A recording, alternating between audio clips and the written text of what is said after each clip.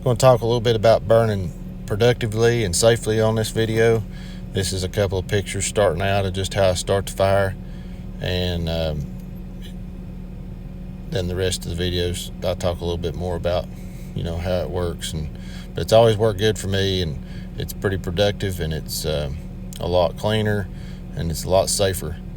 And I also mentions burning with a blower, doing some pit burning with a blower, and I'm going to get a video together for that too. It's a little bit different than this. It's both pit burning, but a little bit two different processes here. But anyway, hope this video helps. If you're looking to burn and want to do it right and want to do it safe, this is the way that I recommend anybody to do it. All right, so this is after I've been burning for a while. I think I showed you before. This is kind of just a easier way to burn, safer way in my opinion. I mean, a lot of people's got a lot of different ideas on it, but my thing is, when you build a fire, the biggest thing is having control over it. So to control a fire, if you build it, you can control it. If you build a pile up and then you just pour the fuel and gas to it and light it up, you don't have a whole lot of control of it. I mean, with a machine, yeah, you can control it. You can throw dirt on it or whatever if it gets out, or you can do that. But again, it burns at its own pace. If you build a fire, and I just, like I've got in the pictures, started small, just like a campfire with some dry stuff, and just got a good efficient fire going, and then just started throwing stuff to it, and got it as big as I wanted it to get. And that way you can kind of manage your time too. If you got to be out of here, or you got to leave, or it's getting closer to nighttime and you've got burn restrictions at night or whatever, you can judge when you quit feeding it to know how long it'll take it to pretty much burn out. And you're not throwing dirt on a bunch of good stuff that still needs to be burned, and you're not leaving something burning like crazy as you get later in the evening. So this is the way I do it. On a normal construction job, which is what I do for a living anyway, we would dig a pit like this, but we'd also have a big blower that would blow across the pit, and obviously that really feeds the oxygen to the fire, but it also keeps the embers and stuff down, because if it's blowing across you set it up where it blows across your pit, and it kind of makes a circular motion, and you'd be surprised at how much it keeps the debris and stuff out. Also, it keeps a lot less smoke. We got quite a decent amount of smoke with this, just because it's got some wetter stuff in it, for one. For two, it's not as hot as it would be if it had air blowing on it. But it's still a pretty good fire, believe it or not. The sun's shining on it pretty good right now, so you really can't tell that much. But I can control this thing. I can throw about anything on it right now and it's going to burn it, but I can also leave it be and it's going to burn down, and most everything's going to be gone out of it.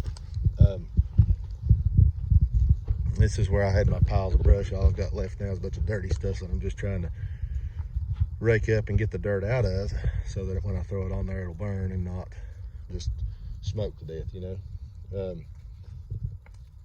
That's kind of the way I like to do things. Anytime that I can dig a pit and burn in it, that's the way I'm gonna do it. The top of ground stuff, the wind plays a big factor in it, and when you're done with this pit right here, you shouldn't have a whole lot of stuff left in it, and you can just bury the ashes and the coals and stuff that's down in there.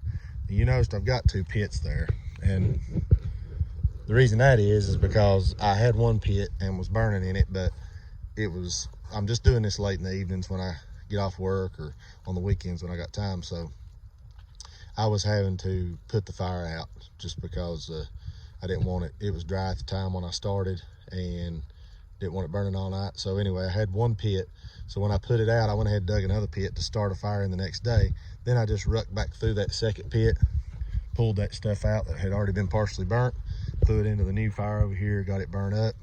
And then I thought, I'll just clean that pit out, and that way if we run in the same scenario, we can just switch back and forth to the other pit.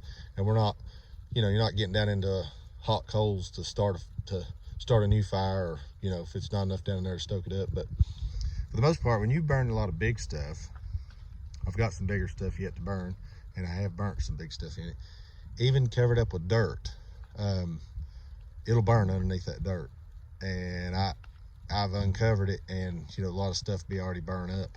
And of course, when you uncover it, it gets a little oxygen, it'll stir right back up, and it don't take much to start one. So that's a big help. But anyway, a fire you control, or you feed, is a fire that you control. So I like to burn efficiently, and this is really the best way, without a blower, that I see to that I've learned to do it. Obviously, I've got tons of stuff I'm just trying to get pulled out from this flood and sort the trash out of it, burn the brush and stuff. But we've made a big dent in it so far, and we'll slowly get there, a little bit at a time. Pulled out from this flood and sort the trash out of it, burn the brush and stuff. But we've made a big dent in it so far, and we'll slowly get there, a little bit at a time. I was just going to show you kind of what I was talking about with the smoke.